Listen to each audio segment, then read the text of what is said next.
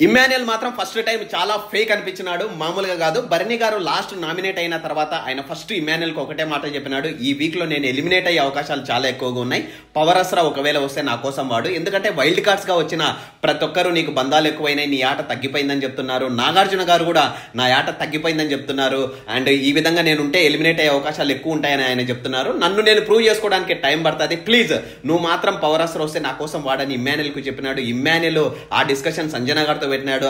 సంజన గారితో ఏమన్నాడు ఇమ్మాన్యుయల్, అవసరం ఉన్నప్పుడు నేను ఆలోచించి మాట్లాడతా అన్నాడు. ఇంత లోగా ఉండి ఇంత రిక్వెస్ట్ చేసుకున్న తర్వాత కూడా తెలుసు నామినేట్ బరిని అయిన తర్వాత పక్క ఆయన ఎలిమినేట్ అయ్యే అవకాశాలు ఎక్కువ ఉన్నాయి, ఎందుకంటే ఈ నాట కొంచెం తగ్గిందని అందరు చెప్తున్నారు కాబట్టి ఇమ్మాన్యుయల్ కు ఒక ఐడియా ఉంది.